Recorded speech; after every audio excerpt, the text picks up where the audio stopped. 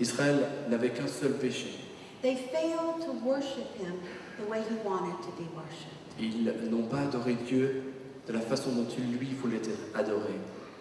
And they went and followed the worship of the heathen, the pagan people, Alors ils ont choisi de suivre l'adoration des païens, which was idolatry, qui était donc human sacrifice, l'idolâtrie, le temple prostitution, occult. sacrifice humain, prostitution du temple, occultisme.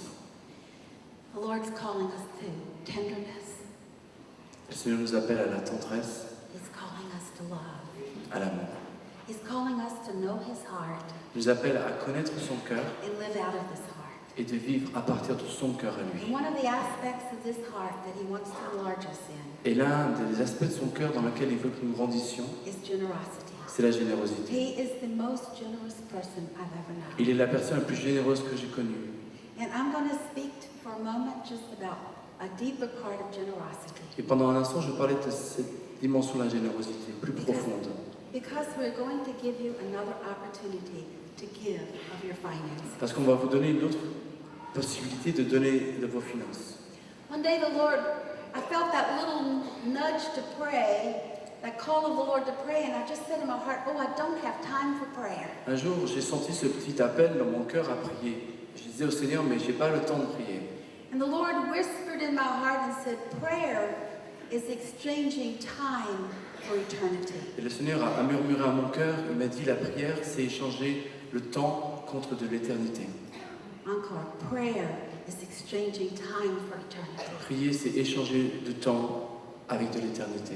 And I began to perceive anew that whatever I gave God in my life, what He returned with was more than I could Et j'ai imagine. compris à nouveau que tout ce que je pouvais donner à Dieu, lui m'en donnait bien plus que ce que je pouvais imaginer. The moment I sit down to give Him my time in prayer, He comes and brings eternity. Le moment où je m'assois, je viens lui donner un temps pour prier, lui, il me donne l'éternité. I want to explain a little of how this works in the earth. J'ai expliqué un peu comment ça fonctionne ici sur la terre. I asked the Lord one time, I said, why do we have to live in a system with money? Un jour, j'ai demandé au Seigneur, mais pourquoi devons-nous vivre dans un système avec de l'argent? You know, and what the Lord answered me back was that if we didn't know the cost of everything, Le Seigneur m'a répondu, si on ne connaissait pas le prix de chaque chose, we wouldn't understand what it means that He paid the price in full. on ne pourrait pas comprendre le fait que lui, il a tout payé. He Il a tout payé completely pour nous. paid the price for us. Il a complètement payé le prix pour nous. And when you really dwell on this, all this can do is inspire you to worship Et Him, quand tu peux méditer sur cela, tout ce que ça t'inspire, c'est l'adoration. which is what L'adorer lui. we will do for all C'est eternity. ça qu'on va faire pendant toute l'éternité. Oh, thank you, Jesus. Let me just talk a little bit about how finances work. Je veux dire comment les finances fonctionnent. The Lord says that the Lord gives us, allows us to have a certain amount of money, Le Seigneur nous permet d'avoir un certain montant d'argent. and He says you can keep 90% of it. Il dit, tu peux garder 90%, He said, but 10% of it belongs to me. mais 10% ça m'appartient. Now that's a great ratio. It could have been the reverse. C'est un bon rapport, ça pourrait être l'inverse. Amen. Everybody feels more wealthy Tout le monde already. se sent d'un cercle plus riche.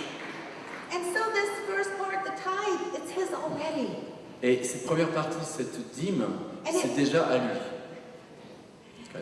And if you've never tithed, let me challenge you. Take a 6-month trial. Si vous ne donnez pas la dîme, laissez-moi vous lancer un défi. Prenez 6 mois. You will find you live better off of 90% than you ever did off of Et 100%. pendant 6 mois, vous avez réalisé que vous vivez mieux avec 90% qu'avec 100%. I know it's a risk, but whoever rented this auditorium took a huge risk. Je sais que c'est un risque, mais la personne qui a loué cet auditorium, elle a pris aussi un très haut risque. We got on airplanes to come over here. It was a big risk. On a pris un avion pour venir, c'est un grand risque. Hallelujah. And so take that risk and say, Lord, I'm going to give you this 10%. Et prenez ce risque et dites, Seigneur, je vais te donner ce 10%. And then you get to come into a new intimacy with Him Alors tu rentres dans une intimité nouvelle avec lui. because you say, Lord, what do you want to do with your money? Et là tu dis, mais Seigneur, qu'est-ce que tu veux faire avec ton argent? And you come into a relationship where He begins to show you where to put the blessing. Alors dans cette relation avec lui, il va te montrer où déposer cette bénédiction. Now, I may shock some of you, but the tithe is just the beginning Peut-être of vous what choquer. belongs to him. Peut-être vous choquer, mais la dîme, c'est juste le début de ce qui lui appartient. There's another kind of giving where you give to the poor. Il y a un autre type de don dans lequel tu donnes aux pauvres. And the Bible says if you give to the poor, you lend to the Lord. Et la Bible dit, si tu donnes aux pauvres, tu prêtes au Seigneur. And the Lord will remember you in time of trouble. Et le Seigneur se souviendra de toi dans les temps difficiles. That's an insurance company that won't go bankrupt. Ça, c'est une compagnie d'assurance qui ne fera pas faillite. Hallelujah. And then there's a third type of giving I want to share. Et il y a un troisième type de don. And this is the giving with a purpose. C'est donner avec un but. This is where the tithe is holy. Every gift you give is holy to God. La dîme que tu donnes, elle est sainte. Tout ce que tu donnes au Seigneur, c'est saint. And when you give of your finances, you're giving of your time. Quand tu donnes de tes finances, tu donnes de ton temps. You're giving of the essence of your time that maybe you spent working for somebody else. L'essence de ton temps, peut-être que tu as utilisé pour travailler pour quelqu'un. Because I began to search out in the Lord, I said, Lord, how are all the ways we can exchange time for eternity? Et je demandais au Seigneur, mais comment peut-on tous ces chemins justement pour échanger le temps avec l'éternité? And when you give of your finances, you're giving of your time to receive from eternity. Et quand tu donnes de tes finances, tu donnes de ton temps pour recevoir l'éternité. And God can cause favor to come to you in financial ways, Que Dieu peut faire que sa faveur vienne vers toi d'une façon financière, in spiritual ways, in physical ways, d'une façon spirituelle, physique, in family ways, dans ta famille, that money can never buy. des choses que l'argent ne peut pas acheter. Just because we got into his economic plan. Simplement parce qu'on est rentré dans son plan économique à lui. Now today I want to challenge you with a little bit of a story. Aujourd'hui, je vais vous lancer un défi avec une histoire. I want to encourage you to give today with a purpose. Je vais vous inviter aujourd'hui à donner avec un but. I want to encourage you to give today, to sow. And the Bible says when you sow seed in the good ground, you receive a harvest. Je vous invite à donner comme semer. Et la Bible nous dit quand tu sèmes dans un bon sol, tu reçois un bon grain. It speaks of Isaac who sowed in the year of famine. On nous parle d'Isaac qui a semé pendant une année de famine. And in that year he received 100-fold return. Et pendant cette année de famine, lui, il a reçu le centuple. So I'm speaking to those who may be in a financial famine. Je parle à ceux qui sont peut-être dans une famine financière. And I'm speaking to those to whom to give a very large amount would make no difference in their life. Et je parle aussi à ceux à qui donner une grande somme d'argent ne ferait pas de différence dans votre vie. Because what I'm asking you to do is to ask the Lord, what do you want me to give? Parce que ce que je vous demande de faire, c'est demander au Seigneur, mais Seigneur, qu'est-ce que toi tu veux que je donne? And to listen for his voice. Et d'écouter sa voix, To listen for heaven to bring it to you. d'écouter le ciel, ce que le ciel va vous amener. And there may be others that you want to give with a purpose. Et il y a certains qui veulent donner avec un but. And I'm going to explain to you how it works. Je vais vous expliquer comment ça fonctionne. I'm going to share the same story I shared at the beginning of this trip. Je vais partager cette histoire que j'ai partagée plus tôt pendant notre tournée. We have 5 children in our family. Nous avons 5 enfants dans notre famille. The sweetest, the most tenderest child that I had. Am I moving? The sweetest, the most tender child I Ça se passe souvent had. au studio. C'est ce qu'on va faire. Alors, donc, nous avons 5 enfants. Et le plus jeune, c'est l'enfant le plus tendre que vous pouvez imaginer, le plus gentil. I woke up one day to find that he was a drug addict. Et un jour, je me suis rendu compte qu'il était toxicomane, merci. Yes, his name is Benjamin. If God brings you to his heart, thank you for praying for Son him. nom c'est Benjamin, si le Seigneur le rappelle à votre cœur, merci de prier pour lui.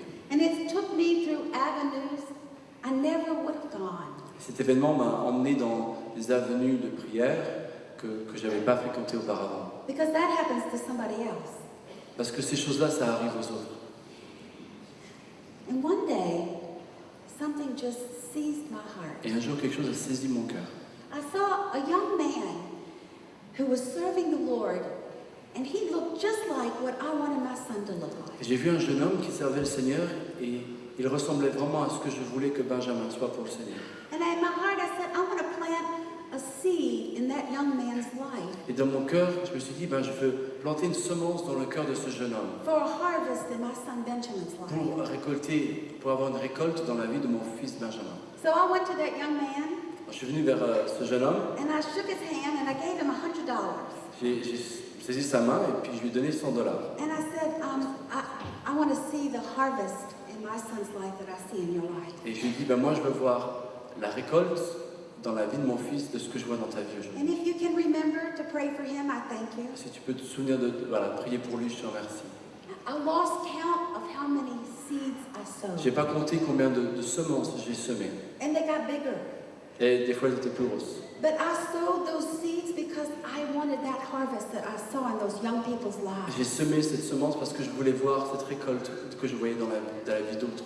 And some of you here are just like me. You have sons and daughters that need deliverance. Et peut-être vous êtes comme moi, vous avez des filles qui ont besoin d'être délivrées. You have husbands and wives who need to have conversion in Des their maris, lives. des femmes qui ont besoin de vivre une conversion dans leur vie. You may be personally in a desperate situation financially. Peut-être même personnellement, vous êtes dans une situation désespérée économiquement. In every one of these circumstances, you can sow for a harvest. Dans toutes ces circonstances, tu peux semer pour récolter. And just what I'm going to say next, I forgot how many times I've sowed that Et seed. je me dis, je ne sais pas combien de fois j'ai semé cette semence. And one day, I knew I had the harvest. Un jour, j'ai su que j'avais la récolte. Now, let me tell you, the day I knew I had the harvest was not the day I saw the harvest. Le jour où j'ai su que j'avais la récolte, c'est pas le jour où j'ai vu que j'avais la I récolte. saw it and I knew it with the eyes of my heart. Je l'ai vu avec les yeux de mon cœur. And I still had times of testings, I Et had j'ai to walk it out. toujours eu des moments d'épreuve dans lesquels j'ai dû passer à travers. We give God the glory that He's done a great work in Benjamin's life, Et on donne vraiment au Seigneur la gloire parce qu'il a fait une grande œuvre dans la vie de Benjamin. and there's more coming. Et il y a encore plus qui vient. But in my most desperate moments, Et dans mes moments les plus désespérés, I will sow financially. je sème financièrement. And this is something you keep between you and God. C'est quelque chose que tu gardes entre toi et Dieu. It's intimate and it's personal, C'est intime et c'est personnel. because He told us not to give our gifts before men. Parce qu'il nous a dit de ne pas donner nos dons devant les autres. And I just share this with you Et je because partage cela it's something that is truth. parce que c'est quelque chose qui est vrai, la vérité. Many people have told us that it set them free, Beaucoup de gens nous ont dit, mais moi ça m'a libéré d'entendre cela. and everything we've lived and walked through, if anybody can have freedom in God from it, we're happy to give it. Et à travers tout ce que l'on a passé à travers, si les gens puissent recevoir quelque chose, être libérés à travers cela, on remercie le Seigneur. So,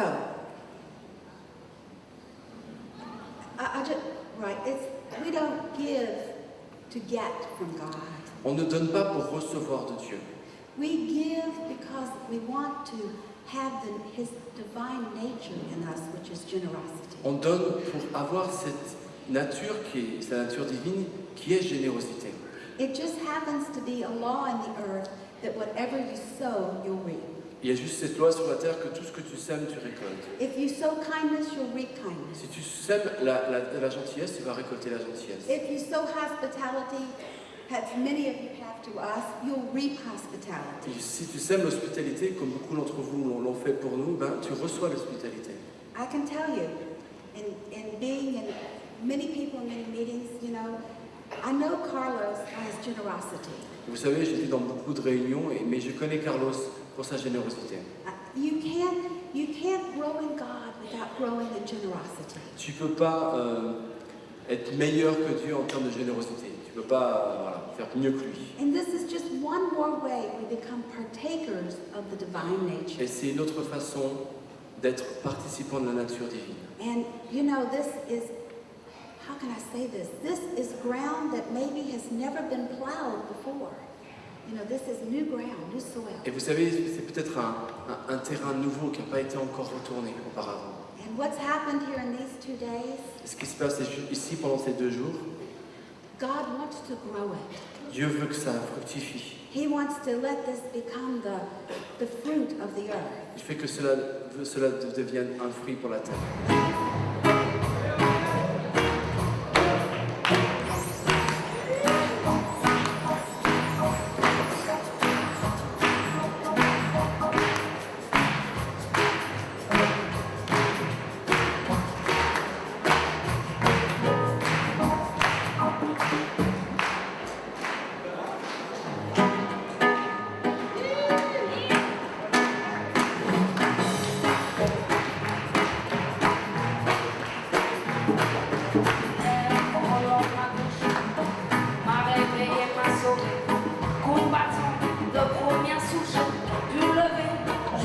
touché.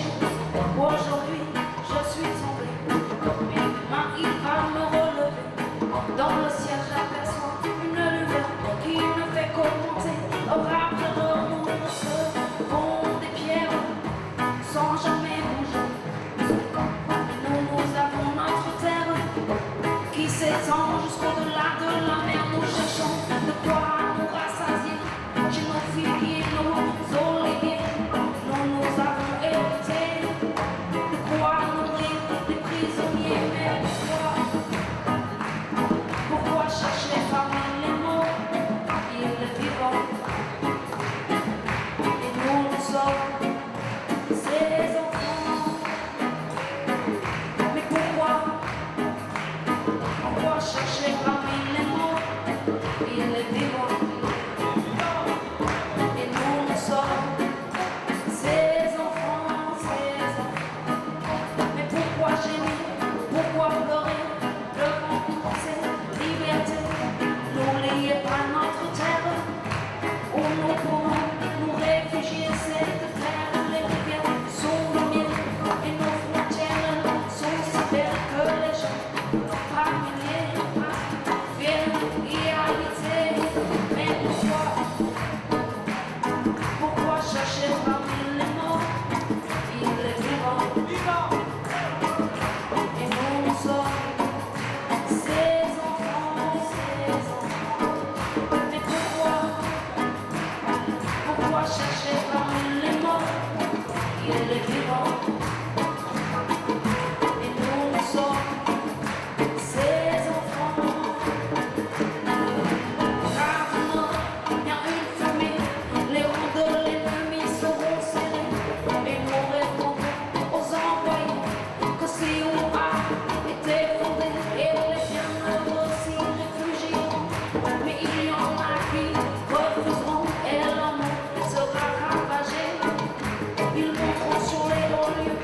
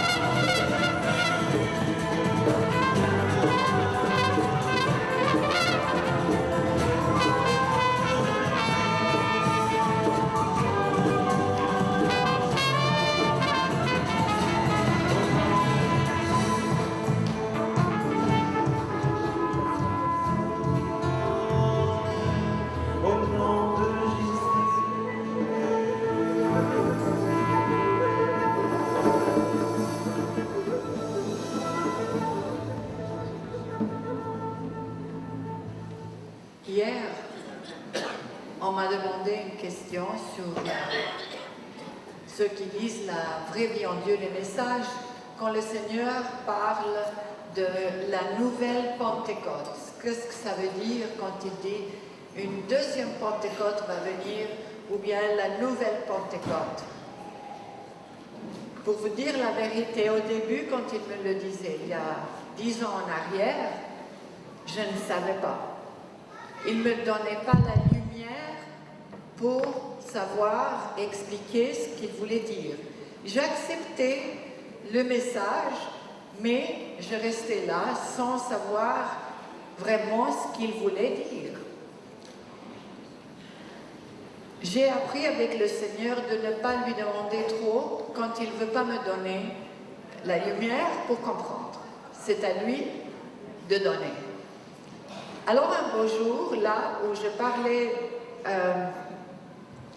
dans une vidéo, quelqu'un m'enregistrait, j'ai tout de suite compris. Il y avait comme un flash de lumière et j'ai tout compris. Alors j'ai dit, mais la deuxième Pentecôte, c'est le jour du Seigneur. La deuxième Pentecôte, c'est la visitation du Seigneur, de Jésus, dans notre cœur.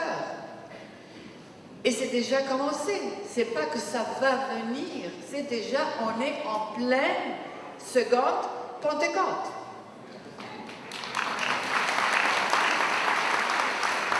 Quelle est la différence? La différence, quand on reçoit une nouvelle ou deuxième Pentecôte en nous, ça veut dire que l'Esprit Saint nous a touchés de telle manière qu'il nous a mis en feu pour aller témoigner pour Jésus.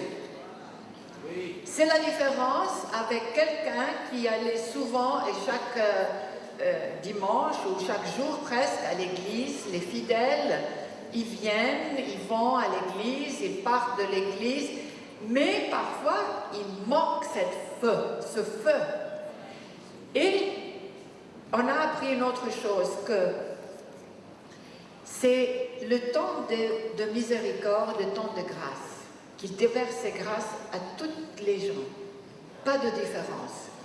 Et surtout quand on voit quelqu'un qui est mort spirituellement, et on dit voilà, celle-ci ou celui-là, il n'y a pas d'espoir, il ne va jamais connaître Dieu, il ne veut pas, il rejette. Mais il ne faut jamais penser ça, parce que Dieu, on ne sait jamais quand c'est le moment pour cette personne. Parce que l'Esprit Saint, par exemple, on donne pour l'exemple de deuxième Pentecôte, voilà qu'il voit une personne qui est complètement rigide, morte, spirituelle, elle ne s'intéresse pas. Tout d'un coup, sans qu'elle mérite, cette personne, l'Esprit Saint descend sur elle et il respire une respiration de résurrection, il la soulève, il l'allume et voilà qu'elle va déclarer l'amour de Dieu et qu'elle a même goûté Dieu, l'amour de Dieu. Elle devient comme la Samaritaine. Elle court pour témoigner Jésus. Et c'est là où elle a reçu une nouvelle Pentecôte, une deuxième Pentecôte. Elle était visitée par le Seigneur. C'était le jour du Seigneur. Alors, on peut dire que l'Esprit Saint fait son travail. Oui, il y a le mal, toujours, qui se passe. Mais Dieu, quand il voit tout ça, une apostasie généralisée, il ne va pas rester derrière et nous regarder. Et il va dire, voilà, moi j'ai donné des professeurs, des théologiens, des prêtres, la Bible, ils ont qu'à se débrouiller. J'ai tout donné. J'ai donné mon fils. Qu'est-ce que je peux donner de plus? Non. Parce que Dieu, c'est un Père. Et le Père, il aime ses enfants. Alors voilà qu'il est roi. Et nous, on est les descendants du roi. On descend de la majesté. On descend de la splendeur. On est noble. On n'est pas n'importe qui. On est majestueux. N'est-ce pas?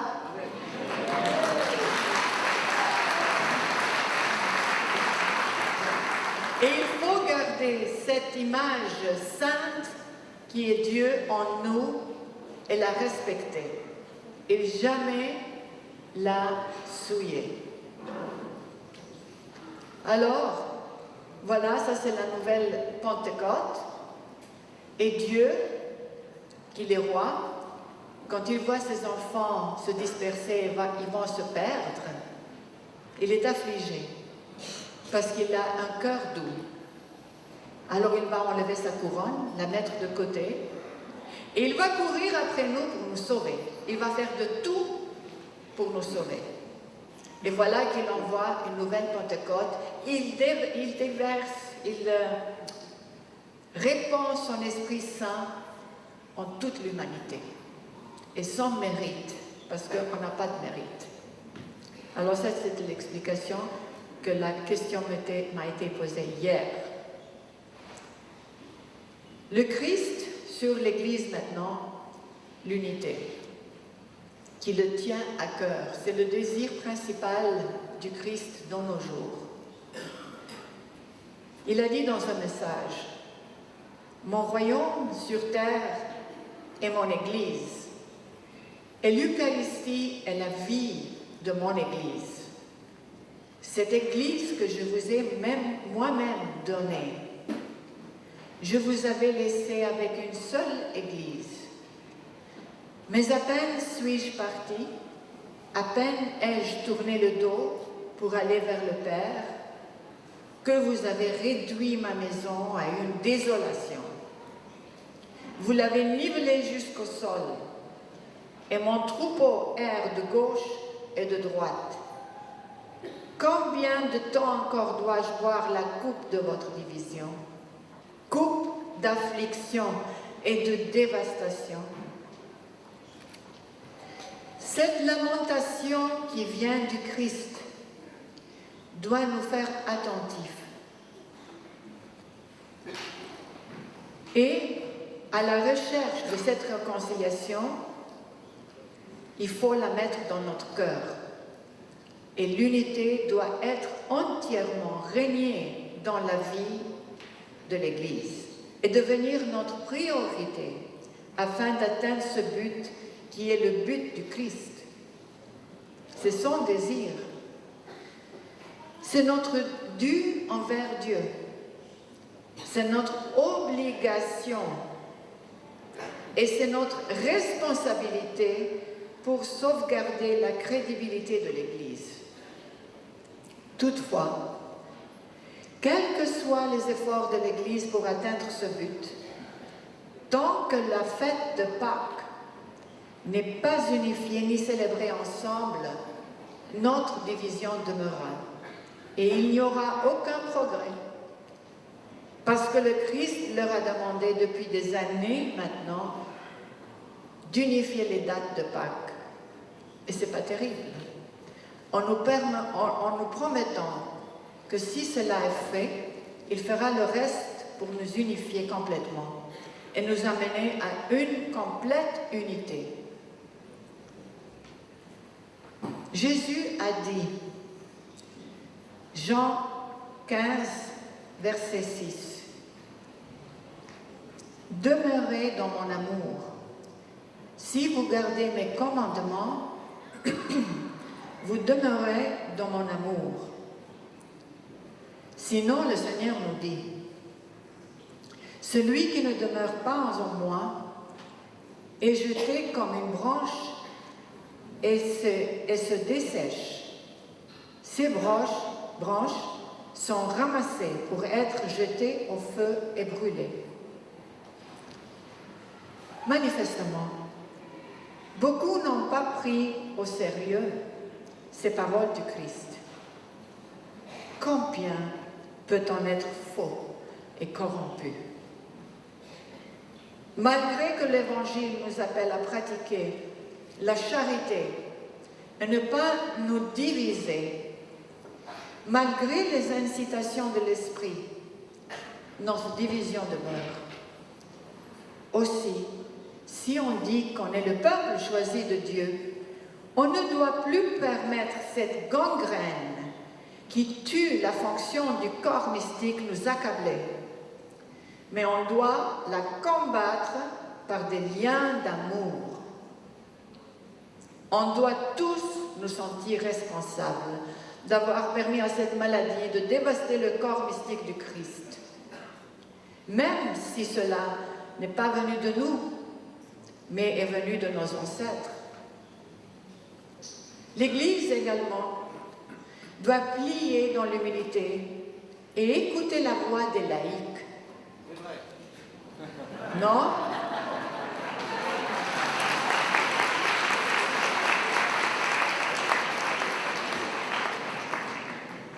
Vous savez, un jour, Jésus a dit ceci, ça c'est l'espérance aussi des laïcs, que l'Église, pour l'unité, elle va venir d'en bas.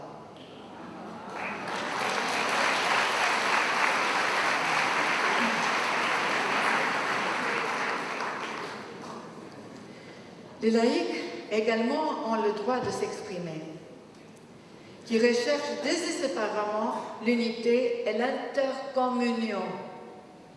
Sans les laïcs, il n'y a pas d'Église. Nous, le peuple laïque, nous voulons tous ardemment l'unité.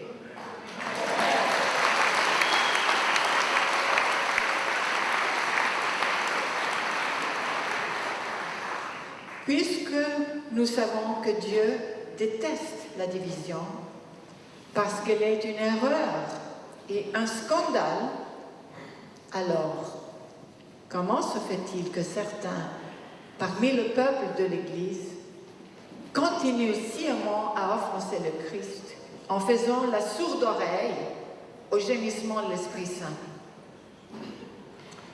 Vivre l'unité avec amour et humilité, ce n'est pas la mer à boire. C'est vrai.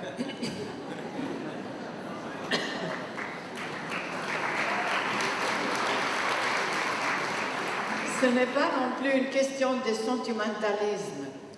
Ce n'est ni c'est une démarche de foi et la vérité.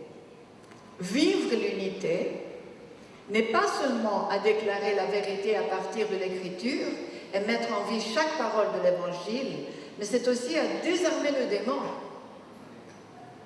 C'est lui qui nous tient séparés. Nous ne devons pas rester morts à la parole de Dieu.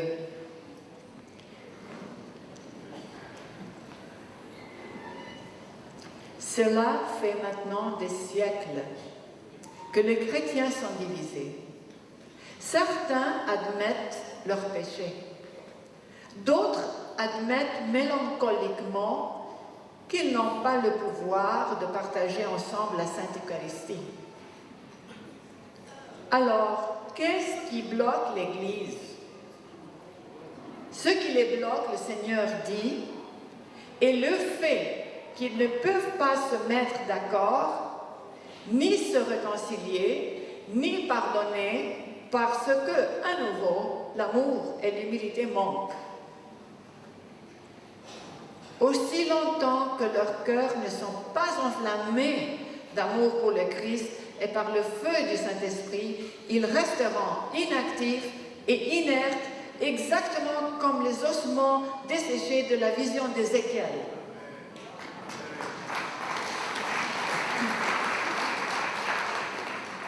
Au jour du jugement, on ne peut pas dire à Dieu qu'il n'a pas montré en notre temps sa miséricorde et qu'il n'a pas partagé ses desseins, pas plus qu'on ne put prétendre qu'on ne l'a pas entendu dans ses appels, ni compris.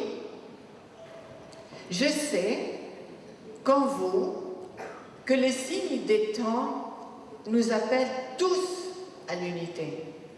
Mais alors, comment se fait-il que certains parmi les autorités de l'Église soient incapables de lire les signes des temps? On ne peut rejeter ces signes venant du Saint-Esprit. Et cependant, certains le font. Pourquoi? c'est parce qu'ils ont perdu le sens du surnaturel et ne croient qu'au naturalisme, ce qui est un grave péché.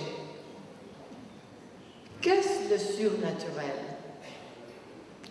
Le surnaturel est quand Dieu nous donne des grâces spirituelles qui pénètrent dans les profondeurs de notre esprit, nous causant en un instant un changement radical, une conversion, un repenti, des louanges, la soif du Christ, la prière sans cesse, l'Eucharistie, etc. Alors, toute œuvre de grâce qui vient de Dieu s'appelle surnaturelle. Mais quand aujourd'hui on rejette tout ce qui est surnaturel, on devient stérile par notre manque de charité.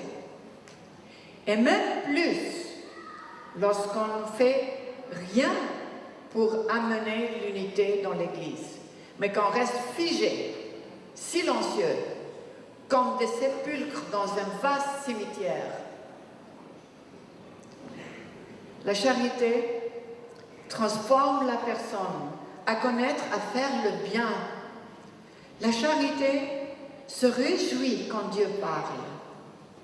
La charité ouvre nos yeux spirituels à reconnaître quand Dieu nous donne des signes. La charité ouvre notre cœur et nos oreilles spirituelles à entendre les gémissements de l'Esprit Saint qui nous appelle tous au repenti, au pardon, à la réconciliation et à l'unité. L'amour est la racine et le fondement de l'unité. Si l'Église ne vit pas encore dans la pleine communion, dit le Seigneur, c'est parce que tout ce qui est exprimé ou discuté est expliqué pendant leur dialogue et fait sans la charité. Alors on se demande, est-ce que nous sommes conscients que notre division est dirigée contre le Christ? Tous ceux qui prétendent chrétiens et demeurent divisés ont violé le commandement de Jésus-Christ qui a dit au Père éternel, puissent-ils tous être un en nous, comme tu es en moi et moi en toi, afin que le monde croie que c'est toi qui m'as envoyé. C'est la supplication qui vient du Christ. Et alors, nous devons tous y obéir. Comment peut-on prétendre dire qu'on vit dans le Christ si on n'a pas fait la paix, ni on s'est réconciliés les uns envers les autres? Est-il jamais venu à l'esprit de la hiérarchie qu'ils vivent quotidiennement le péché de leur division? Alors, si cela est connu de nous, les bergers et nous tous devons choisir. Ici, il y a deux choix. Le premier choix appartient à Dieu et vient de Dieu. Et c'est vivre dans l'amour, la paix, l'humilité, la réconciliation et l'unité. Le second choix appartient à Satan et vient de lui. Et c'est la haine, l'orgueil, le manque de pardon, le manque de charité, l'égoïsme et la division. Ce n'est pas si difficile de choisir. Mais alors, lorsqu'on choisit de prendre parti du côté de Dieu, mais qu'on n'agit pas en conséquence, on aura des comptes à rendre au jour du jugement. Et on va payer pour chaque attitude arrogante, chaque acte d'orgueil, pour notre rigidité, chaque préjugé, pour nos rancunes, pour notre manque de charité et pour chaque parole qu'on a prononcée les uns contre les autres. On doit payer pour notre égoïsme, notre complexe de supériorité et ainsi de suite. parce que nous aurons violé les commandements du Christ, et c'est aussi clair que cela. Si quelqu'un vous dit que vous agissez mal lorsque vous vivez une unité spirituelle ou de temps en temps vous pratiquez l'intercommunion, vous devez demander à ces gens: pourquoi mettez-vous Dieu à l'épreuve en imposant aux bergers de rester divisés?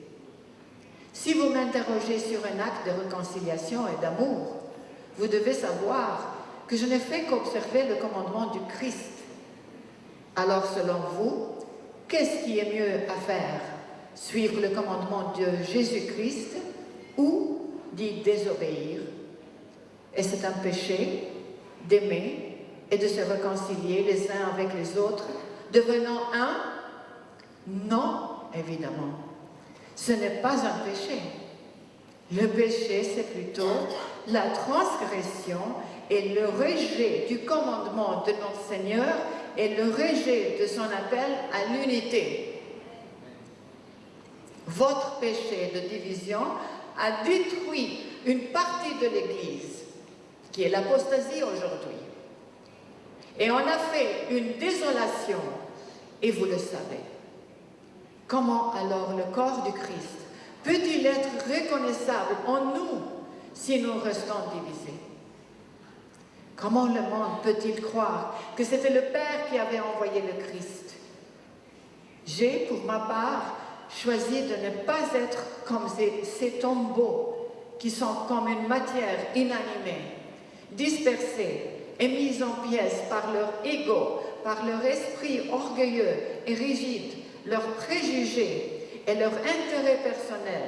Mais je veux écouter le commandement de notre Seigneur et je resterai en lui, car j'ai lu, avec l'aide du Saint-Esprit, les signes des temps qui nous appellent tous à l'unité, à partager autour d'un seul autel.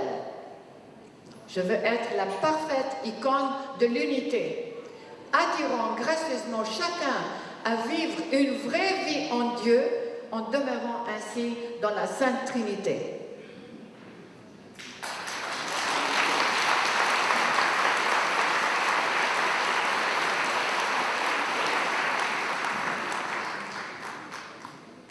Demande-leur également, lequel de nous deux est-il en train de pécher? Celui qui s'est réconcilié avec ses frères